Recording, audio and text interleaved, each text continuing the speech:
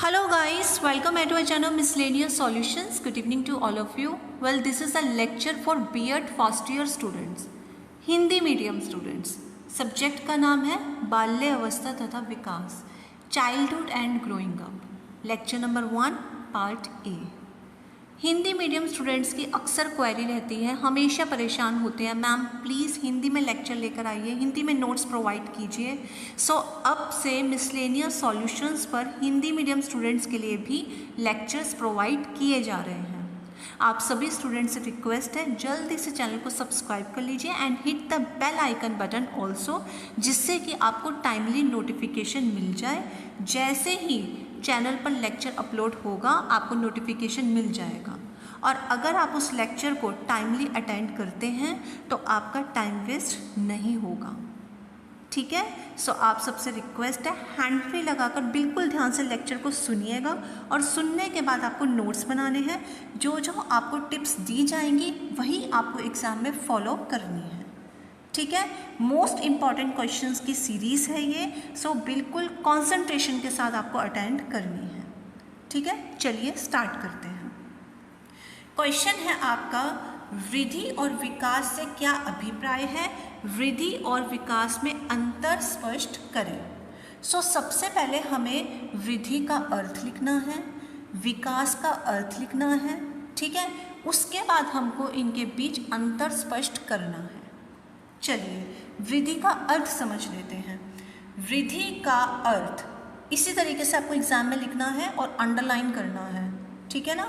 वृद्धि का अर्थ, वृद्धि से अभिप्राय लंबाई, भार, आकार तथा मानव शरीर के विभिन्न भागों में मात्रात्मक परिवर्तन से है. ध्यान दीजिएगा, मात्रात्मक परिवर्तन. ओके. ऐसा परिवर्तन जिसे हम माप सकते हैं. लंबाई को माप सकते हैं, भार को माप सकते हैं, आकार को माप सकते हैं और मानव शरीर के विभिन्न अंगों में किसी भी तरीके का परिवर्तन आए तो हम उसे माप सकते हैं. जिसे माप सकते हैं उसे ही वृद्धि कहेंगे. ठीक है. चलिए, वृद्धि की प्रकृति निम्न तथ्यों से स्पष्ट हो जाती है. 5 पॉइंट्स आपको लिखने हैं एग्जाम में. वृद्धि से व्यक्ति बड़ा और भारी होता है. अगर किसी की ग्रोथ हो रही है, वृद्धि मतलब ग्रोथ, तो कैसा होगा? वो बड़ा दिखेगा, भारी होगा. ठीक है ना. वृद्धि को मात्रा के रूप में माना जा सकता है. वृद्धि किस चीज़ का संकेतक है? मात्रात्मक, मात्रा के रूप में. ओके. वृद्धि निरंतर नहीं होती, ग्रोथ एक पॉइंट पर जाकर रुक जाती है. समझ रहे हैं आप? वो आजीवन नहीं चलती. वृद्धि एक विशेष समय तक होती है, फिर उसके बाद रुक जाती है. अगर किसी की हाइट है, एक पॉइंट पर आकर रुक जाती है. समझ रहे हो आप? ओके. वृद्धि मात्रात्मक परिवर्तनों का संकेतक है. जिसे हम माप सकते हैं उसे हम वृद्धि कहेंगे. ओके. चलिए, यहाँ तक अच्छे से समझ आ गया. अब क्या करेंगे? विकास का अर्थ. ये देखिए, विकास का अर्थ बिल्कुल ध्यान से सुनिएगा, कंफ्यूज होने की ज़रूरत नहीं है. विकास से अभिप्राय मानव के गुणात्मक परिवर्तनों से है. गुणात्मक. वृद्धि मात्रात्मक, विकास गुणात्मक. विकास में परिवर्तन मात्रात्मक नहीं होता. देखिए, वैसे तो अगर हम बहुत ज़्यादा डीपली अगर अंडरस्टैंड करें तो जो ग्रोथ होता है वो विकास का ही पार्ट है. यानी कि अगर हम एक बड़ा सा सर्कल बनाएं और अगर हम यहाँ पे लिखें development, so growth is a part of development. लेकिन अभी हम क्या पढ़ रहे हैं? संकेतक. किसके बारे में पढ़ रहे हैं? संकेतक के बारे में. तो अगर किसी के अंदर गुणात्मक परिवर्तन आ रहे हैं तो हम क्या कहेंगे? इसका विकास हो रहा है. अगर किसी के अंदर मात्रात्मक परिवर्तन आ रहे हैं तो हम क्या कहेंगे? इसकी वृद्धि हो रही है. बात समझ रहे हो? इस चीज़ को अच्छे से समझ लेना. ठीक है. यह बढ़ना शारीरिक रूप में ना होकर मानसिक रूप में होता है. कभी कभी क्या होता है कि एक इंसान की ग्रोथ तो हो जाती है लेकिन डेवलपमेंट नहीं होती. उसको ये नहीं पता होता how to talk, how to behave, how to sit. Okay. उसकी मीन्स वृद्धि हो जाती है. वो बड़ा शरीर दिखता है लेकिन उसके अंदर गुण नहीं होते, गुणात्मक परिवर्तन नहीं आता उसके अंदर. तो इट मीन्स उसका क्या नहीं हुआ? विकास नहीं हुआ. समझ रहे हो? चलिए, इसी तरीके से विकास की प्रकृति निम्न तथ्यों से स्पष्ट हो जाती है।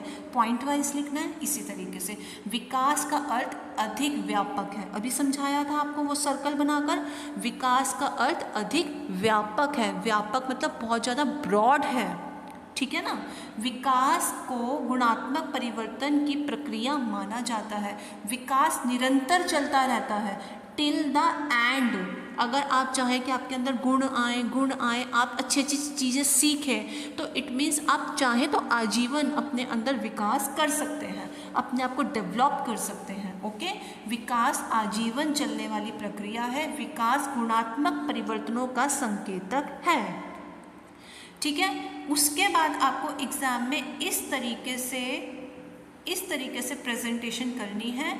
वृद्धि और विकास का अर्थ की हेडिंग डालना और इस तरीके से डायग्राम बनाना बहुत ज़्यादा ज़रूरी है। इसके बहुत सारे बेनिफिट्स हैं। क्या? एग्जामिनर पे आपका एक पॉजिटिव इम्पैक्ट पड़ेगा, आपकी प्रेजेंटेशन इतनी अच्छी होगी इसी वजह से। ओके, शीट्स फिल करने की वजह से स्टूडेंट्स बहुत परेशान रहते हैं कि कितना ही लिखें शीट फिल नहीं होती। सो अगर आप डायग्राम प्रेजेंट करेंगे तो आपकी शीट्स की जो इशू है वो भी सॉल्व हो जाएगा, ठीक है ना। आपको भी काफ़ी बेटर फील होगा। चलिए, सो आप क्या करेंगे, इधर आपको वृद्धि लिखनी है, विकास परिवर्तन सेंटर में। बताइए वृद्धि किस चीज़ का संकेतक है? मात्रात्मक। विकास किस चीज़ का संकेतक है? गुणात्मक। और यहाँ पर आपको उसके एग्जाम्पल लिखने हैं, ठीक है। ये किससे रिलेटेड है? आकार, संख्या, प्रकार, भार इत्यादि। और ये मानसिक, संवेगात्मक, सामाजिक परिवर्तन, इन सब चीज़ों से रिलेटेड है विकास, ठीक है ना। चलिए, उसके बाद हम पहुंच जाते हैं वृद्धि तथा विकास में अंतर। बिल्कुल पॉइंट वाइज भी लिखना है। अच्छा, यहाँ पर आपको एक्सप्लेनेशन नहीं दी गई, आप लेक्चर अटेंड कर रहे हैं, साथ के साथ आपको एक्सप्लेनेशन दी जा रही है, लेकिन एग्जाम में आपको इसके बारे में एक्सप्लेन करना है, ठीक है। अगर आपको इसके नोट्स चाहिए तो आप कमेंट बॉक्स में शेयर कर देना, आपको नोट्स भी मिल जाएंगे, ठीक है ना। चलिए, नेक्स्ट है वृद्धि तथा विकास में अंतर। कमेंट बॉक्स में आप अपनी क्वेरी शेयर कर देना, उसी टाइम वो रिजॉल्व कर दी जाएगी, कोई प्रॉब्लम नहीं है। चलिए, फर्स्ट पॉइंट में आपको क्या लिखना है? अर्थ में अंतर। अगर आप समझ लेते हैं तो आपको उसकी नीड भी नहीं पड़ेगी। आपको इसके अर्थ में क्या लिखना है? वृद्धि को डिफाइन कर देना, विकास को डिफाइन कर देना, हो गया सॉल्व। सेकेंड, वृद्धि और विकास की निरंतरता। मीन्स वृद्धि क्या होती है? एक पॉइंट पर जाकर स्टॉप हो जाती है, और विकास आजीवन चलता है, आपको यही डिफाइन करना है। उसके बाद वृद्धि तथा विकास में संबंध, जो आपको भी बताया था कि वृद्धि किसका पार्ट है? विकास का ही पार्ट है, ठीक है, वो आपको यहाँ पे एक्सप्लेन करना है। उसके बाद विस्तृत और संकीर्ण। संकीर्ण क्या होता है? नैरो। विस्तृत क्या होता है? व्यापक, ठीक है। तो आप क्या लिखेंगे? वृद्धि एक संकीर्ण टर्म है, और व्यापक क्या है? विकास व्यापक है, ये आपको लिखना है।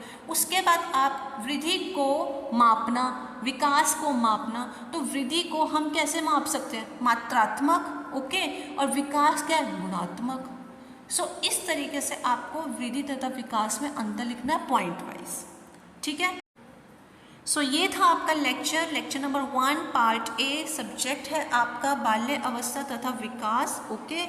आई होप आप सबको समझ आया होगा। स्टिल अगर किसी को किसी भी तरीके की प्रॉब्लम होती है, कमेंट बॉक्स आप सबके लिए 24/7 ओपन है। You can share your problem any time, ठीक है। और चैनल का मोटिव मत भूलना, sharing is caring. So lecture को जरूर शेयर कीजिएगा, एटलीस्ट इतना शेयर कीजिएगा कि जहाँ इसकी एक्चुअली नीड है ये वहाँ तक पहुँच सके, ठीक है। नेक्स्ट लेक्चर जल्दी से चैनल पर अपलोड हो जाएगा। Don't forget to hit the bell icon button. और अगर आपको सच में ये लेक्चर अच्छा लगा, समझ आया, सो लाइक करके ही जाइएगा, ठीक है। Thanks for watching.